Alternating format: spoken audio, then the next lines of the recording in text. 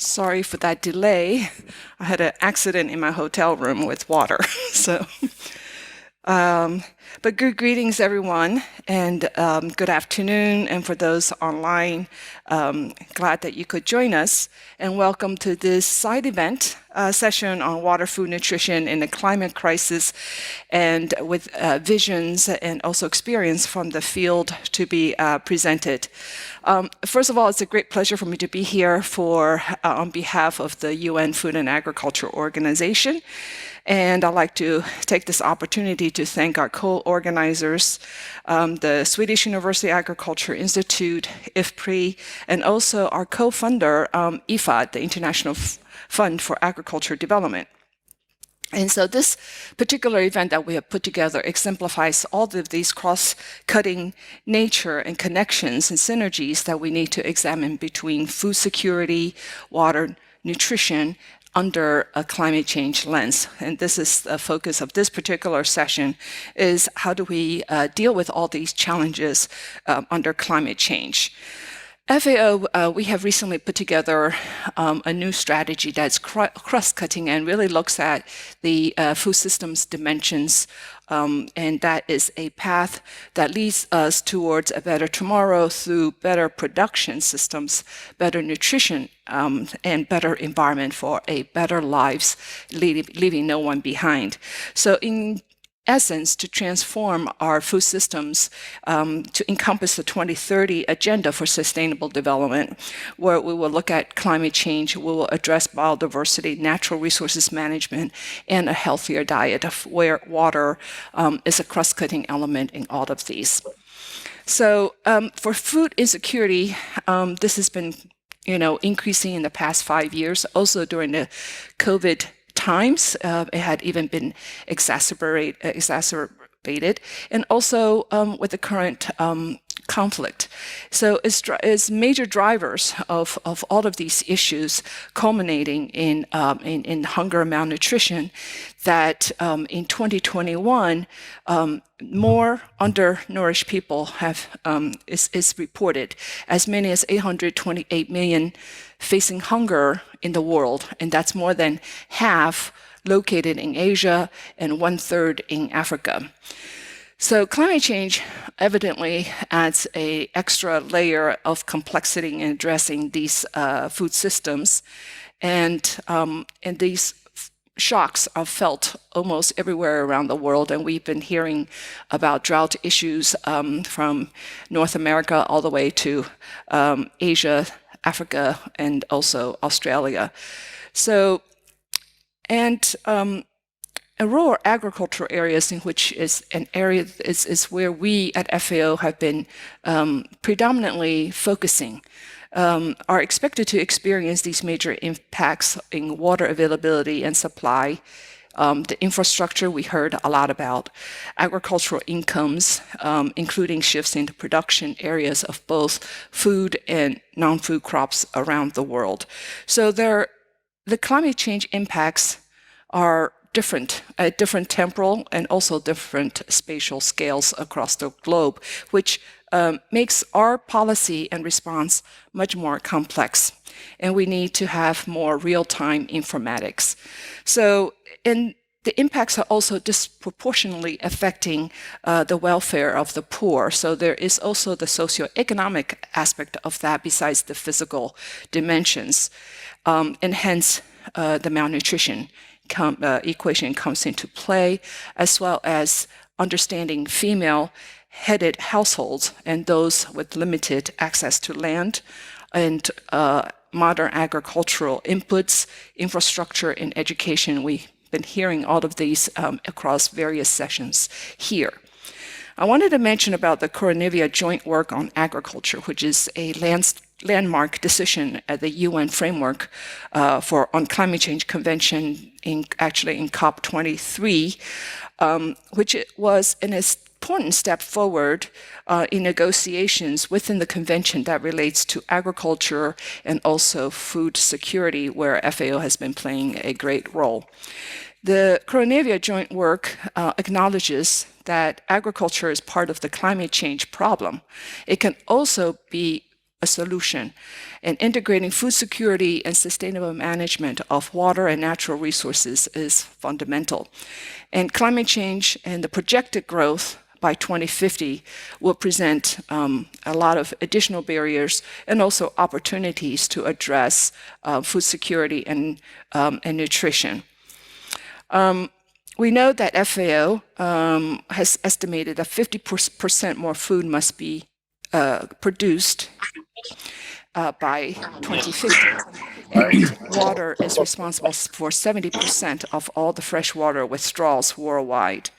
And annual amounts of the fresh water resources available per person has declined by more than 20% in the past 2 decades. So achieving all of these food security and water resources in a sustainable manner is what we will be addressing from the various experiences from this particular project that we're working with our partners in assisting farmers, especially through farmer field schools, to look at climate and address water use efficiency in their production systems, whether they're smallholders or otherwise. So achieving the Sustainable Development Goals 2 on hunger, 3 on good health and well-being, as well as 6 on clean water and sanitation, and 15 life on land will require this interdisciplinary approaches and strategies that I hope you will gather from the various speakers subsequent to my introduction. And to harness the productive use of our available water, innovation and implementing holistic approaches using evapotranspirational ET models and digital technologies in looking at biomass, climate informatics in enhancing water productivity while addressing nutrition-dense crops and food is what we are aiming to do at our project. So agriculture production support for primary food staple crops and other foods, whether for high and middle income countries, will be evaluated again with various data that we are collecting across our 6 countries in our project on increasing water productivity for sustainable nutrition-sensitive agriculture and improved security, food security and nutrition. The project will provide insights into transforming our food systems in understanding sustainable farming techniques, for smallholder farmers, which is the principal emphasis of the project, for resilience to climate change and produce crops that can be affordable and also healthy for achieving the overall food security.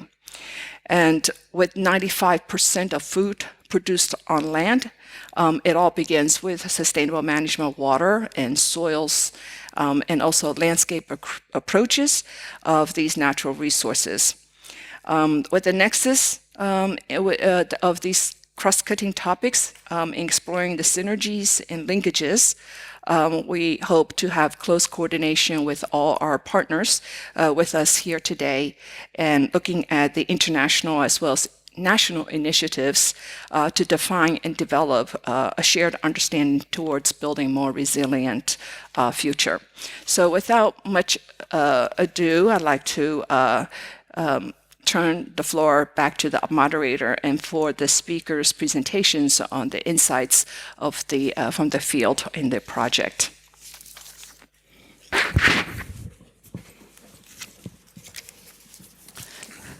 Thank you very much, Sasha, for those introduction words, very well setting the scene of the complexities that we have to deal with if we want to move ahead on both water security and food and nutrition security. So we have a little bit of a check on who's in the room here, and I would like to just do that without any technical digital Mentimeter complications. So I thought we could just use a little bit of a hand-raising exercise here to get to see who is in the room. And of course, you don't have to raise your hand. It's all completely voluntary, and we will not register any data anywhere, so feel completely safe. So I just wanted to ask, like, who is in the room here from our different continents, for example? So I'll ask first, do we have people from, for example, Africa continent? We have a few. Thank you very much for coming all the way to Stockholm. And do we have some people here from the Asian continent? No? Oh, yeah, we have one out in the back. Thank you for joining us and coming all the way too. And then we have our Northern American continent, and we have a few here as well, almost a little bit more than the ones from Africa, actually, and certainly more than the Asian. And Latin America, do we have any representatives from there? Oh, thank you. That's also a long way to come. And we have the Europeans, perhaps, a few as well. Great, wonderful. Thank you all for coming. And it's nice to know that we are at least a little bit of diversity, even at the end of the day like this. Now, I'm going to ask you also, so if I was to ask, like, if you have 3 options or 4 options, are you an academic? Do you see yourself in the policy? Are you a private sector, or are you something else? Okay, so you have 3 options. Academic. Do we have the academics? Thank you. Do we have the policy in the room, whether you're local or global? Yes, a few of those. Thank you very much. And then we have also, what else did I say? Private sector. We do try to attract the private sector a little bit. And then we have a few others, perhaps. Great. So even also on that aspect, a little bit of diversity here. So thanks so much for that. And finally, I would like to ask you, if we're talking about this nexus and cross-sectorial conversations that we're trying to hold here, do we have like water, agriculture, or food nutrition, or other? Yeah? So if we look in the room, and I'm sorry for all of those online, who sees themselves more as a water person when you do your professional everyday work? A lot of water people in the room. And who is on the food and nutrition side of things? Yeah, a few. Thank you for coming and joining the water crowd. That's World Water Week. And agriculture. I have to raise my hand. Even if it's water, I do think I'm agriculture. And a few more. Thanks so much. I'm very happy to see, although perhaps not the biggest crowd, that we have a few and a little bit of diversity in the room, and I hope you will bring that diversity into the panelists' questions afterward. So thank you for contributing on that one. And now I will ask Paulo, the project manager at FAO, to come and join me and present a few highlights of the nutrition-sensitive water productivity project in the slides here, before I invite our panelists to join us. Welcome, Paulo. And here is, you just press enter.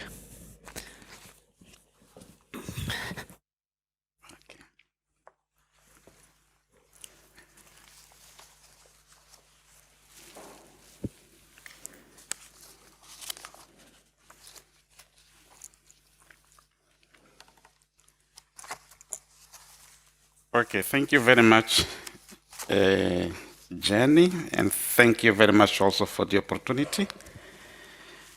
Okay, again, so for me it's a pleasure being here. It's my first time in Stockholm, so I have 10 minutes. I will try to be very quick. So this is the topic of my presentation. So as Jen already indicated, so I will just present some preliminary results of the baseline that was conducted in Mozambique, Benin, and Niger, just to show some of the key characteristics of the population of interest. So before that, I will just talk a little bit about the project, just to give you an idea about this project that is funded by IFAD, implemented by FAO. So the title of the project is Nutrition Sensitive Agriculture Water Productivity. So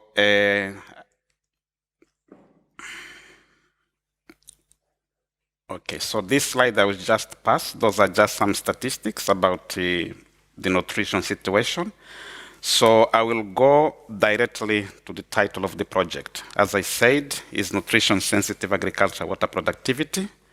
The main objective of the project is to improve diet quality and diversity through the agriculture production pathway by strengthening the capacities of farmers for the adoption of sustainable water management practices, agronomic practices that will contribute to increase yields, crop diversification, and also the quality of production in terms of nutrient content and also its economic value. So for that to happen in the field, so we will use some guidelines which were developed and using the farm field school approach for field implementation and the other approaches that are country specific, because not in all countries there are farm field school approaches. So the project is being implemented in 6 countries, as Sasha said. So we have Benin in West Africa and in Niger, there in West Africa, and also in the Middle East we have Egypt and Jordan, and in East Africa we have Rwanda, and in Southern Africa we have Mozambique. So those are the countries where we are implementing. So we are fully on the ground in 4 countries, which is Mozambique, Benin, Niger, and Rwanda. So I'll just highlight some key activities before going to the baseline study. So in terms of key activities that we're implementing, so we did what I can say needs assessment in the country, just to have an idea about the water situation, the nutrition situation, the main production practices that will help us to formulate our implementation. And also we have developed this methodological approach. I will not go here into details about the technical aspects of this methodological approach, but we can have time to discuss as we proceed. And also we have conducted baseline just to capture the key characteristics of the population of interest in 3 countries. In this case, in Mozambique, Benin, and Niger. In the other countries, we are implementing other activities, but we are still yet to collect the baseline because we are in a different stages in terms of level of implementation. So we have developed some training materials that will be used in the field using the farm field school approach and other country-specific approach, as I said when I was presenting the previous slide. So in terms of baseline, so the field experience that we are talking about, so it will be mainly about the baseline that we have collected, just to have an idea about the characteristics of the population of interest that will help us to formulate our implementation. So we did a kind of data collection at the project level in the areas that we are implementing. In Benin, we collected data in 2 districts, which is Lokossa and Dambago. So we have interviewed 216 households, while in Niger, we interviewed 200 in the Difa region. In these 2 Difa region, which Difa's district, and also Gondo Maria, Maine, Sore. All these, they are based in the Difa region. In Mozambique, we collected data in 2 provinces, one in the southern region of Mozambique, which is quite dry, and the other province, which is in the northern part of Mozambique, which is slightly in a different situation. So in terms of some of the key results that I would like to share, so here in this slide, we have asked them about their main production practices that they used in the past 2 seasons. As you can see here, for example, when we talk about these different practices, talking about mulching, for example, we have in Mozambique, in Benin, so 18% of the respondents, they say they use this practice. And we can see here, for example, when we talk about the crop rotation, so we have here, for example, 51% in Benin. In Niger, we have 87%. So when we talk about, for example, crop rotation, for example, in Mozambique, we see is very low. So these production practices that they are using, it shows us which areas we should focus on during our implementation. So in this slide, we asked them also about main constraints during their production practices. So they said several, so ranging from drought, pests, and also low soil fertility. So, for example, here we see some sort of consistency in terms of droughts. For example, in Benin, we see 50%. They say drought is a big issue, And also here in Mozambique also, and also in Benin, 42% they say drought. So when it comes to pests, for example, in Mozambique, we see 77 or 78% they said yes, is a big issue. In Niger, 63. So in terms of, for example, lack of good seeds, we saw, for example, only 2% they said yes in Benin, in Mozambique 4.8, which is 5%, while in Niger 14% they said yes. So with these challenges, these constraints, so they are also indicating us which areas we should focus in terms of our guidelines and the capacity building materials or that we'll be implementing in these countries. So we also asked them about the type of crops that they cultivate. For example, as you can see here, for example, in 3 countries, so we see, for example, in Benin, 82% they say they produce maize, while 51% they say they produce cassava. In Mozambique, also 87% they say they produce maize, and the cassava they are 58. In Niger, 85 for cassava. 82, and we see here, for example, for rice, the figures are quite low in Benin and Mozambique, while in Niger, 68% they say they produce rice. But this is explained by the fact that in Niger, in the area where we are implementing the project, it is mainly irrigated area. So here, for example, we also asked them about some what we consider high nutrient density crops, to ask them which kind of high nutrient dense crops they produce. So as you see, most of them, they say they produce vegetables, particularly, for example, in Benin, 67% they say they produce vegetables. While in Niger, 67%, which is also the same figure. In Mozambique, we have 35%, which is slightly lower. This also is explained by the fact that in Niger, they have more access to irrigation, while in Benin, in the area where we are intervening, is an area with very good rainfall patterns. So regarding, for example, we have here, for example, the orange flesh sweet potato and the white flesh sweet potato, and also beans. So for beans, we can see, for example, in Benin, 38%, they said they produce beans. In Mozambique, the figure is high, and also in Niger, the figure is high. So there is also space to do a kind of, or introduce some of these crops to other countries using the experiences, for example, in other countries. For example, on the vegetables, we could use, for example, the experience from Benin and the Niger to implement in Mozambique to see how we could try to incentivize Mozambican farmers to produce more vegetables and vice versa.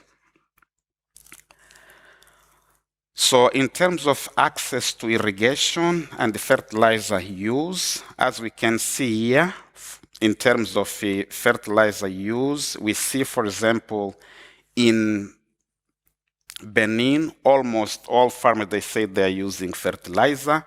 The same figure in Niger, while in Mozambique, only 37% they say they use fertilizer. No. Yeah, in Mozambique, only 12% they say they use fertilizer, sorry. So with regard to irrigation, we see also here in Niger, almost 97% they said they have access to irrigation. But this is also explained because in Niger, we are talking about the Difa region. There are a lot of projects that are being implemented there, and most of the farmers who are part of the project that were interviewed, they are also benefiting from several projects. Some of them are irrigation projects. While in Mozambique, the figure is very low, but this is also consistent because Mozambique is mainly dependent on rain-fed agriculture. So we'll see ways on how to help these farmers on the adoption of different techniques, which has to do with sustainable management of water and other related techniques to improve their productivity and the nutritional outcomes. So we also try to ask some question about their experiences regarding food insecurity using the food insecurity experience scale, which is a methodology that is being implemented by FAO. So we asked them also about their experiences in the past year about experience related to food insecurity. And as we can see here, all of them, they say they experienced a kind of severe food insecurity. In Benin, about 67%, in Mozambique, 56%, and in Benin, in Niger, 50%. So the moderate food insecurity experience was slightly lower. So we tried also to compare this baseline data just to have an idea with the national data.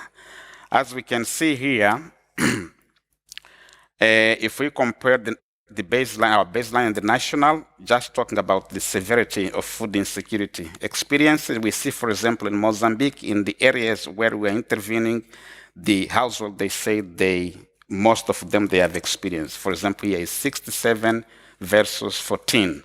In Mozambique, it's 56 versus 40. Sorry, in Niger, we don't have data for the national data. But if we say here, for example, when we see in Benin, in the areas where we're intervening, they say they have more experience compared to national. This is normal because one of the things also in terms of our targeting strategy, we went to the areas where they have these issues with food insecurity, malnutrition. So their problems, they are far above that of what is the average, national average. So this is also something that is explained.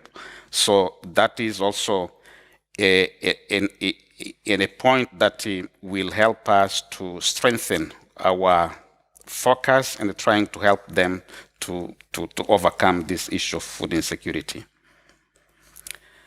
So we tried also to look into this dietary diversity. So we tried to ask them, we have a kind of a list of 10 food groups, and we asked the farmers, so in the last night or last day, so how many of these food groups you had. So as you can see, in Benin, with disaggregate, this was at individual level, so it's disaggregated between women and the men. So in Benin, for example, for men, they say they had only 3 out of the 10 that we listed. For men, they said 4. In Mozambique, it was the same, 2. And also in Niger, it was the same. So for us here, for example, the minimum dietary diversity score to be considered as there is some sort of diversity, we consider it 5 at least. 4 maybe, 5 at least. So in all countries, they are below what we have as a threshold. So we also asked some question about access to water, clean water for drinking, if they also do a kind of water treatment. So as you can see here, most of them, 74% in Benin, 70% in Mozambique, 79% in Niger, they say they have access to clean water. And also in Benin, 20%, they said they do the treatment. In Mozambique, only 13, while in Niger, 50, they do water treatment. So maybe here the 50, it is because probably they have the access to clean water, but maybe in some time during the year, they don't have access. So when they don't have access, they do the water treatment. So that is one of the things. And we tried also to compare these figures to the national average. So we see here the differences are not that big, except, for example, in Niger, so which gives also an idea about the access to clean water and also water treatment. Okay, so, and also we asked some question about the access to market, because as we are trying to promote or to incentivize farmers to change their production practices towards the adoption of practice that will help them to produce high nutrient density crops, it is also important to see if they have access to market. Because, for example, for them, you can convince them to tell them, okay, you can use these best practices or these guidelines that will help you to increase yields. But they will say, okay, I will increase yields, and then what? So they need to be incentivized, and the market incentive is also one of the things. So apart from helping them to improve their productivity, the quality of production, we are also helping them through partnerships to have some sort of access to markets. So we are trying to link them with some sort of public procurement programs that are being implemented in several countries, like the school feeding programs, so that our farmers can be part of this program, so that at least it can operate as an incentive for them to adopt these practices. So here, some of them, they have indicated some sort of constraints, but at the overall, what I can say, so this is also one way which will help us to help the farmers to have more access to market. So those are the kind of modules in our training manuals, and which are almost 6 modules that will be implemented in different phases. And that is all. Thank you very much. And this is our project website. This is our email. Please feel free to visit our website. And also, if you have any questions, if you would like to interact with us, so this is our email. Thank you very much. Thank you very much, Paolo, for that baseline. The draft findings of the surveys that you've done for the nutrition-sensitive water productivity project in 3 countries. And we hope to see that there will be 3 more that will follow the same protocol in the near future. So with that, we move on to the next part of our program. And I would like to invite Paolo. Please, would you mind to come back? And you can stand or you can sit. And Rhoda Nvunga Luis, Director of Water Research Institute of Mozambique, and also Ministry of Science and Innovation. Science and Technology and Higher Education. I do apologize, it was actually not on my paper. Please, Rhoda, please join us here for a panel. And online, I hope that we have our colleague, Dr. Claudia Ringler, who's Deputy Division Director at the International Food Research Institute, IFPRI, and I think you're based in, I'm not sure if you're in Canada today or somewhere else, but we're very happy to have you here, Claudia. So we have Rhoda and Paolo here on chairs on the screen, and I'm on the scene, and I'm standing right by them. Shall we sit down? No, you cannot see her. You have to see the audience. But you can sit a little bit, maybe 45 degrees maximum. No. You need to see the audience. Yeah, you have to face this way. We're talking to the people in the room. Okay. And Claudia is there. She will also be facing the audience on a very big screen. So, Claudia, I hope you can face. You're usually here in person, and we're very happy you can join us online. So I have a few questions for the panel, and I would like you all, our participants in the room, to also think about what are the questions. And Maria in the back, in case we have questions from the audience, you will help us get the microphone so the people online can hear. And I would like to tell you also that our dear colleagues in the project, our national project teams, are actually online as we are sitting here in this room. And I'm very happy we have some of our representatives online. So I will start, Rhoda, with you and ask the difficult questions. I wonder, what are the coordinating mechanisms needed to break the silos and really tap into the synergies between water, agriculture and nutrition communities at the country level? That has been your responsibility. If I stand up? Yeah, please. Thank you. Good afternoon, everyone. I was speaking this morning, and I gave some examples on the synergies between water, agriculture, and nutrition communities at country level. So at national level, Mozambique investments and development strategies are defined under a 5-year plan, and also at a 1-year plan, which is an economic and social plan. The government does not have specific policies targeting food value chains, although there are several policies, strategies, programs, and plans which guide and influence the development of agriculture sector, which implicitly involve water, agriculture, and nutrition to the food value chain approaches.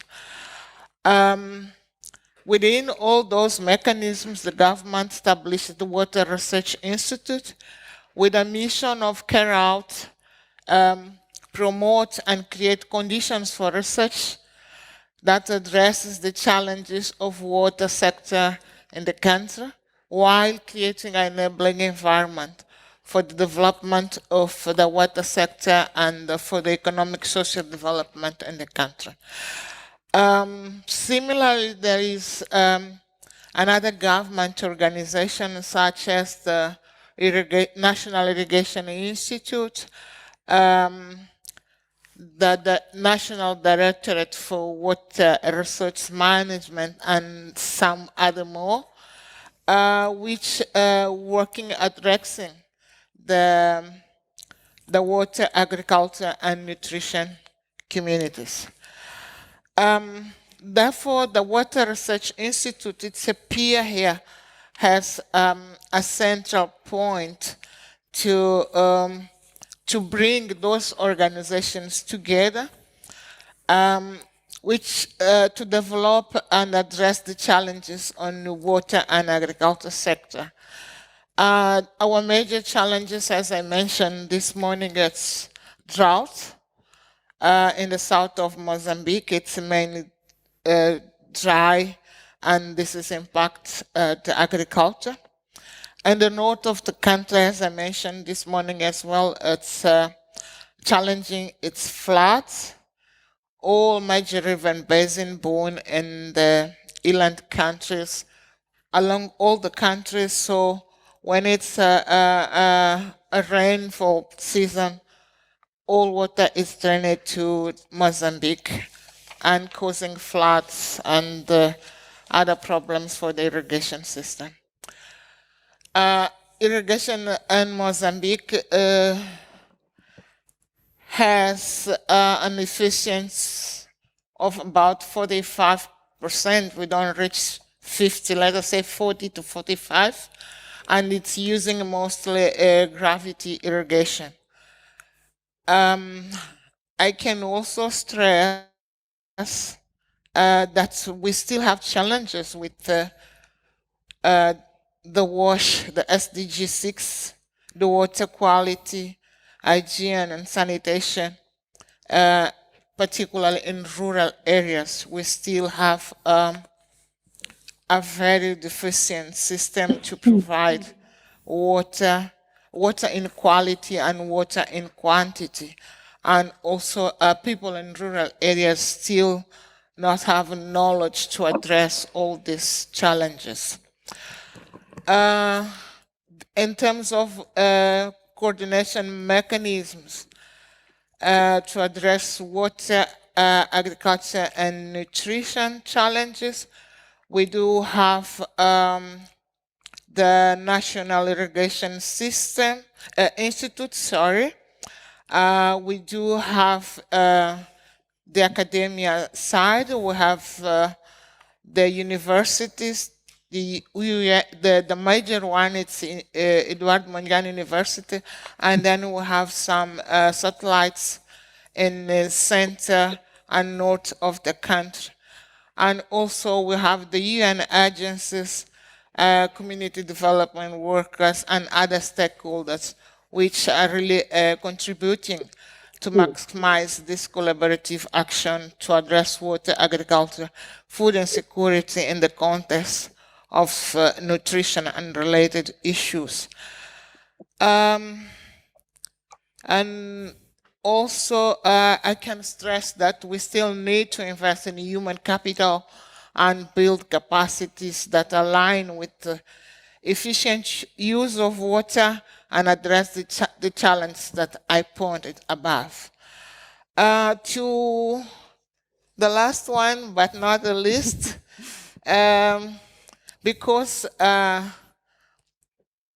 IIA is taking all this, the Water Research Institute, IIA, it's a Portuguese abbreviation, I'm sorry, is taking this actively this collaborative work with FAO in nutrition sensitive agriculture water productivity project. We believe that this will strengthen the capacities at local and national levels, as well as promote smallholder farmers' behavior change with adoption of these new principles we are gaining with the FAO collaboration. I think that's the summary. Yeah, thank you. Thank you, Rhoda. I mean, that's a really detailed picture on some of the complexities that you face at the national scale once you're really trying to align the different sectors, or in this case, between water, agriculture, food and nutrition ambitions. So Paolo, at the project level, this is also something that is really core of the nutrition sensitive water productivity project. So how do you work at the project level to align this? We've heard about the complications at the national level. So at the project level, how can we align the different agendas to really accelerate synergies in water, food, nutrition? Okay, thank you very much. So one of the, what I can say, the strategies that we are using on the ground is to build the synergies with some ongoing projects and the initiatives to avoid the duplication and also to use or to maximize the very limited resources that we have. So at the project level, so this is one thing that we are doing. And also we are working with the government, using also some of their facilities and also some of their technical capacities and also expertise. We are supporting also the government in terms of building their capacities on this new methodological approach that we are using. We are also working with national research institutions in the countries and the other organizations. So this will help us not only for synergies, but also for the sustainability of the project and also the guidelines that we are promoting, and will also help us to for potential scaling up and the replications beyond the target areas and also the project. So that is what we are doing at the country level in terms of building synergies. So it seems like you're doing very similar things to what is done by the Water Research Institute at the national level. So trying to identify who are the other actors in the game and trying to build some sort of relation to these to make sure that you're not parallel working or double working or replicating unnecessarily. Thanks so much, Paulo. And once again, the project is working in 6 countries, so it's not a small task, even if I only give you 5 minutes to explain. I would like to turn to Claudia. Claudia, thank you for being with us. And I have a very specific question here for you. About so for a nexus approach of water, food, nutrition, and this is not the only nexus approach we have. We also very often talk about water, food, and energy nexuses. But here today, it's about water, food, nutrition, and WASH complexity. And the coordinated partnerships are really needed, and we hear how they are seeking out to build those coordinated partnerships. What are the important contributions related to this from a research or knowledge partners to accelerate good policies in action on the ground? Yeah, thank you. This is a complex question, and I guess would like to put forward 4 or 5 points where I think we need to strengthen research for improved nexus outcomes on the ground.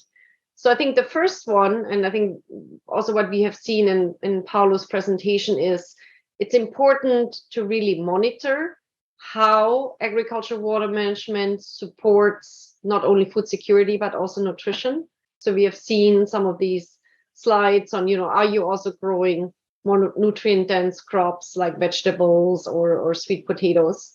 So if we don't have the data on how water supports these nutrient-dense crops, how it's being used there, it's very difficult to actually improve outcomes. So I think that's an area where research and policy, can help make a difference.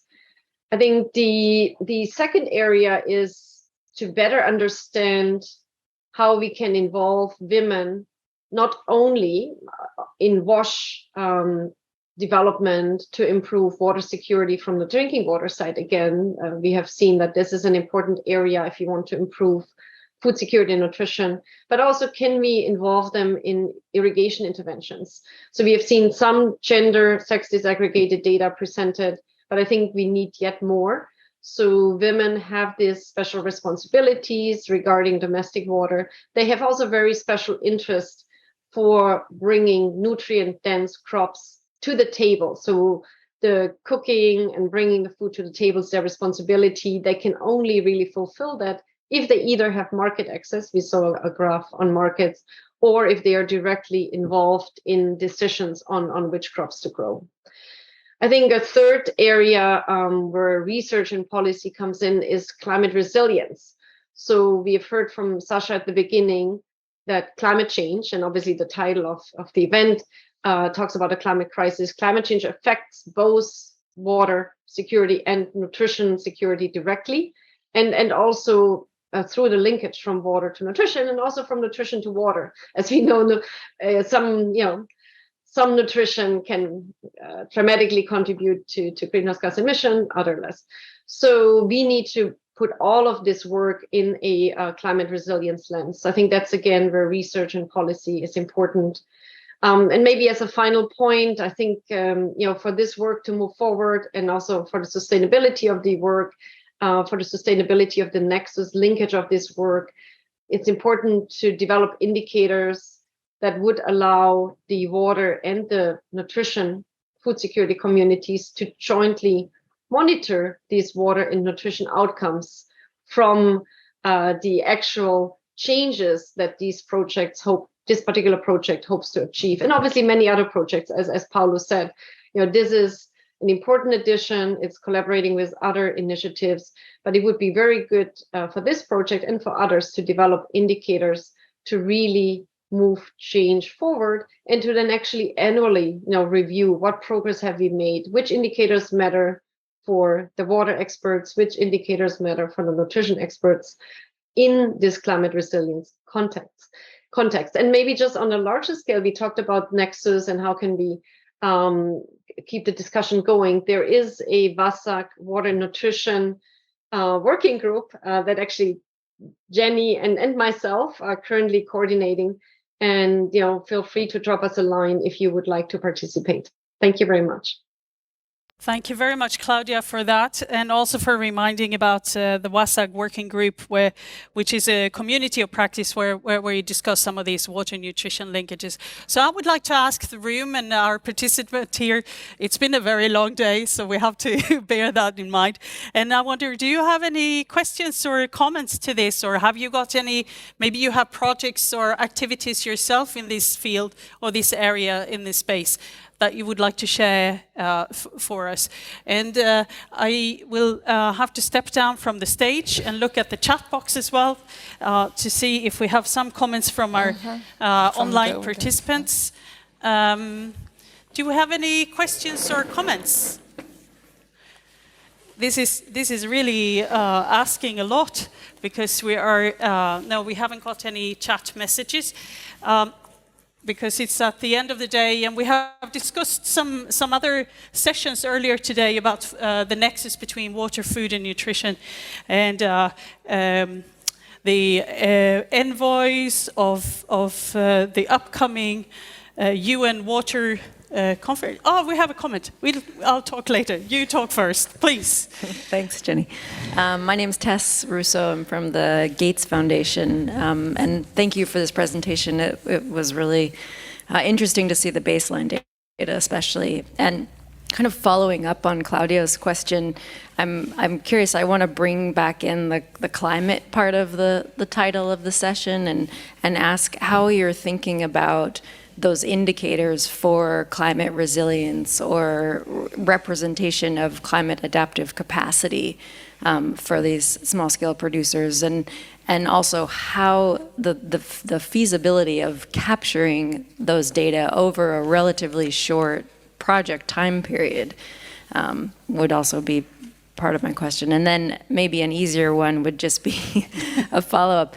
One of the things I noticed that seems surprising to me in the data was that there appeared to be higher than average food insecurity among these populations, but also probably higher than average access to irrigation relative to the rest of the farmers in the country. And maybe that's just we're not comparing farmers with irrigation, in your sample set to farmers without, but I'm curious if the food insecurity factor related to access to irrigation surprised you at all? I'll pass that first one or the last question you had about the data. Paulo, how do you have any idea on how come we had higher food insecurity in these surveys, which actually consists of irrigation farmers to a large extent? Okay, thank you very much. So what we have learned from the data is that in the areas where we collected the data. So there are areas where they have some problems related to food insecurity and so on, even if they have access to irrigation. For example, in Benin, so the data was collected in the southern part of Benin, which rains enough for them to be able to produce, but they are not able to produce enough despite having access to irrigation. That is also one of the things that we have learned.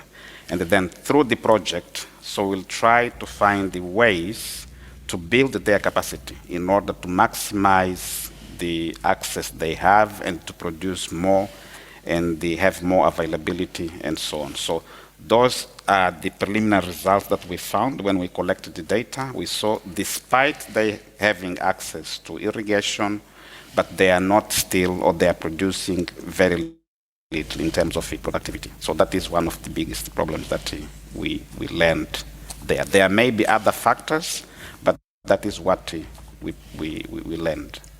So the insecurity situation, especially in the Niger and the Mozambique locations, I think are really severe and has been severe for the project. In addition to the COVID and other issues, of course, that is very challenging, especially in Niger. I know we have discussed that before. So I'll pass the other question on to Claudia, please, and how indicators are great and helpful, and we need them to learn to do better, but they can also be a bit overwhelming. And how do we make sure that we get that complexity into simple indicator systems? A classic researcher issue. Please help us with your thinking. Yeah, I guess I don't have the perfect answer for tests, but generally, I think, for governments, local governments, extension systems, I think it's important to sensitize them if they come from the water side. Obviously, if it's irrigation or if it's wash, so their goal is to, let's say, improve food security, drinking water security.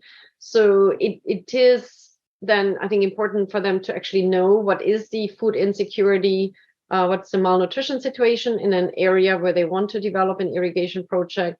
So just so that's known, and then it's important to compare how these parameters change over time, and then to assess the extent to which agricultural water management, of whatever form, has and is contributing to changes in food security and nutrition outcomes or indicators. So I think the key first is we have some indicators for both. We have some indicators on the water irrigation side, also obviously drinking water. We have indicators on the nutrition side, and then, but just to even put them together, and then to look at associations. And I think quite a bit of work has been done in that area more generally. I think there's very soon, I think there'll be at the stage where we can say there's some consensus that areas with better water security, that can again be defined in many ways, have better food security and better nutrition security. So I agree, Tess, it's great that you did see that there was a slight kind of outlier. So and certainly when we do have local conflict and other insecurities, you can have an irrigated area, but no one might be actually irrigating because they're busy trying to stay alive. So so I think just even first taking the existing indicators that we already have, put them together, look at associations over time, specifically for climate resilience. I think more work has to be done to better understand, to what extent we can improve agricultural water management to withstand both floods and droughts. We've seen that both of these phenomena were mentioned in the 3 locations. So which nutrient-dense crops do well, during drought conditions, even when maybe no irrigation water is available, which ones can withstand floods. We know that a lot of these, crops are specifically also being bred to improve those those characteristics. But again, there are the challenges for poorer farmers to access these varieties. But so just to see, which of these crops are doing better, what is their relative, nutrient content, how far are the locations from markets, could they actually access markets during floods and droughts? If not, what are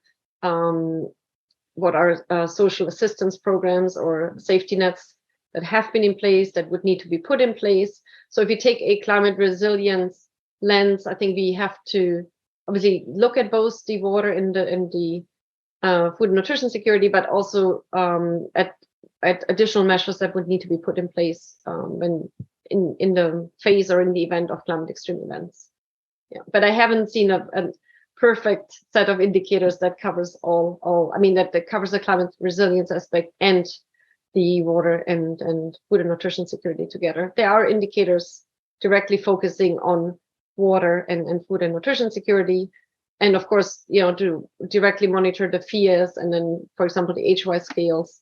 And I see Josh Miller, for example, is also on this call, in this event online. So yes, so we certainly have developed a lot of indicators to do some basic assessments, but we always need some more locale specific additional data and information to co-monitor. Thank you.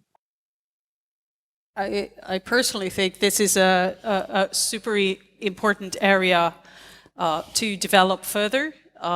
We know it's important for our learnings and quick learnings, but at the same time, collecting indicators is a complex business. So yeah, more work needed on all our sides here.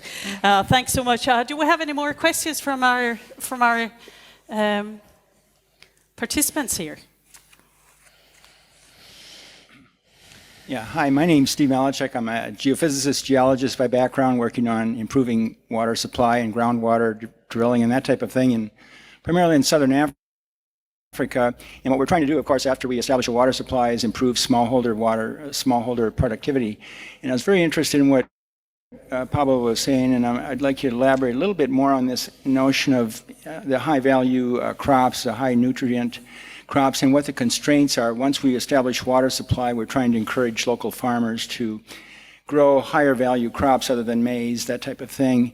And you showed data on, or graphs on two different things. One was the production of staple crops, the other was the production of nutrient-dense crops. And I didn't see anything about the ratio of those two. Where's the focus on those? And I guess the big question, and what I'm really trying to ask, is what's the constraint on these producing high nutrient crops? Is it market access, or is it water supply? What would you say is the main constraint on producing high nutrient crops in these localities? Or one thing that we face is just simply getting it to market in these communities that are some distance away from in one case it's a tomato processing plant, and being able to have it transport to get that produce is a constraint. The big advantage for becoming a contract farmer or this outgrower model, of course, is that you get the benefit of higher level expertise. So again, the question is just really what's the constraint on growing these higher value crops? Because it serves two purposes. One, economic growth, and secondly, better nutrition for the communities. So, thank you. Paulo, please. Okay. Be short, and maybe we can squeeze in a few more questions. Okay, very difficult question, but also very important question.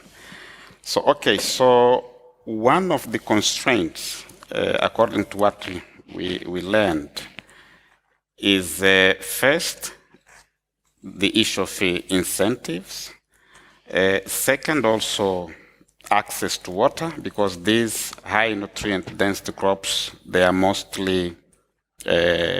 of them are irrigated, like vegetables and so on.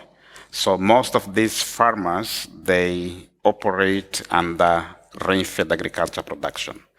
That is why they produce, for example, cassava, maize, which is basically rain-fed.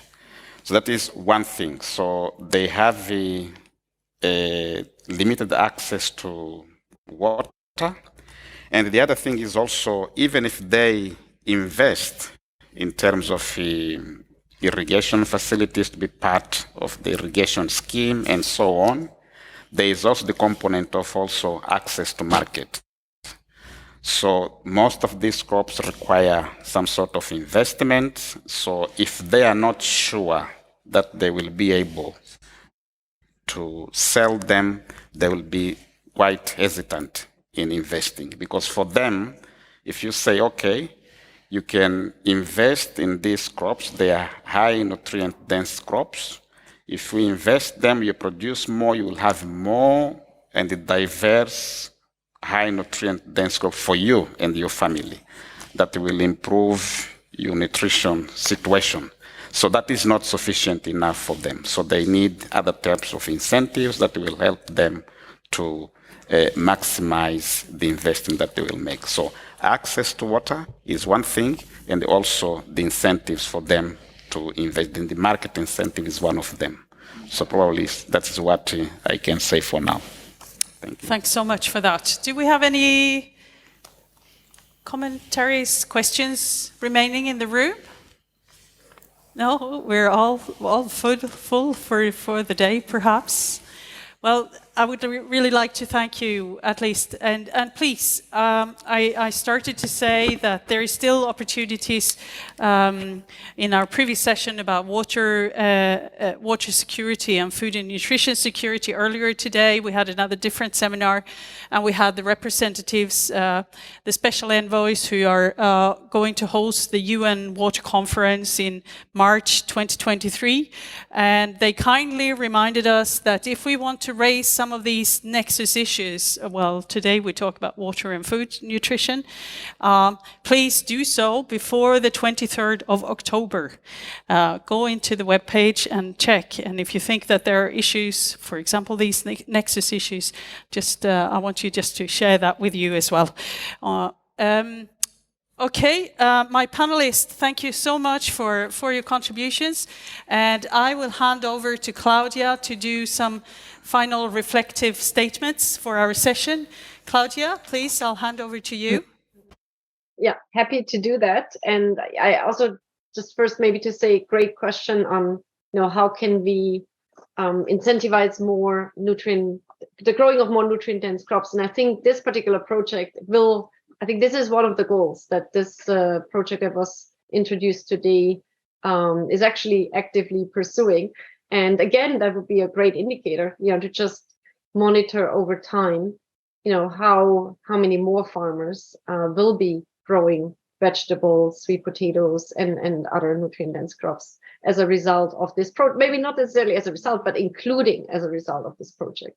But anyway, to conclude, I think we've had a great, introduction by Sasha, really, I think, showing us that both food and nutrition security, but also water security. So both of these nexus components, have been increasingly threatened. They actually have been declining in many parts of the world as a result of climate change. So the session specifically focused on the climate crisis, but of course, in the context where this project is operating, and where many of us are working, or even more are living, conflict, and of course the COVID-19 crisis that has affected both water and food security directly, but also indirectly.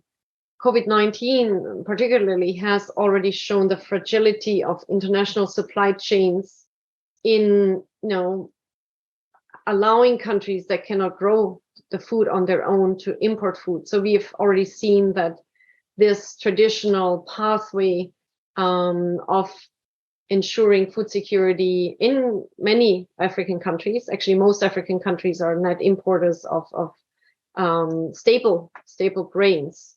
So this pathway, is increasingly broken, and obviously even more so for the more perishable nutrient-dense foods.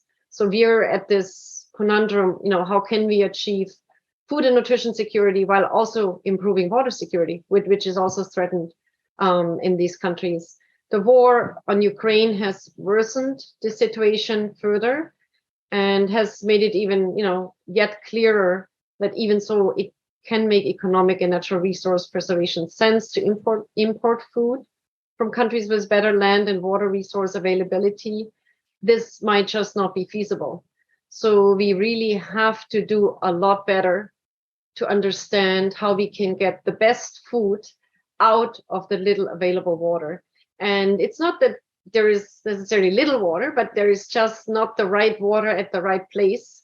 And we heard groundwater specialists in the room. I think groundwater development will obviously play a very big role in changing this equation in African food production. So I think yet a lot to come in making groundwater available to farmers at affordable prices. So how can we do better there? What is the role of groundwater in resilience? But all of this work can really only be done if we consider water and food security and nutrition jointly. Any of these interventions that only focus on water security, for example, put another irrigation project somewhere without considering food security and nutrition implications, or direct food security and nutrition interventions that do not consider the water implications or consequences of the intervention, they will be suboptimal. They can actually worsen outcomes in the other sector. I think there is multiple examples out there. So the program that was presented today on nutrition sensitive agricultural water productivity is essential, and we need more of these programs to overcome these silos and these challenges. I think some of the key challenges this program is already overcoming is the data barrier. So trying to collect data on both water and on nutrition. I think it's already overcoming the awareness barrier. So working with, we heard the many agencies in Mozambique that are and can be involved in understanding the data, collecting the data, using the data to improve water secure nutrition programs and nutrition secure water programs. So doing more on that.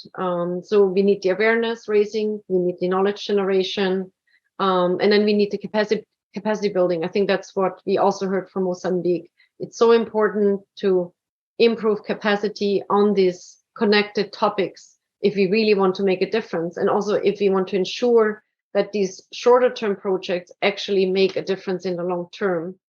And I think here, obviously, that's where I think we all want to learn about the next steps of the program. We heard farmer field schools will be involved, I think, in moving some of the results into the field. I mean, moving them, I guess, beyond the districts where the activities are operating, maybe into other areas. I also heard south to south learning. As Paulo said, why are they growing more, I think, vegetables in one country and more, sweet potatoes in another country? Maybe if the economic conditions and weather conditions allow, it can be moved some more crops over. So having these south exchanges, I think would be another valuable step forward. Sorry. My voice leaves me and I'd like to close from my side. Thank you. Yeah, and I would like you here in the room and maybe online to join me to give a hand for all our presenters and panelists today. And that was also for you in the room, because I know it's been a very long day. But thank you once again for all your participations here. And I would like to restate that please do engage with the project. And Paulo provided the website, the Nutrition Sensitive Water Productivity Project on the FAO.org. And more data, more findings, and more lessons will be shared in the coming 6 months as the results are coming in from the different countries. So once again, thank you very much. And I would like to thank also IFAD, who are not in the room, for the support and all the contributions here today. Thank you very much. And I'll close. Thanks.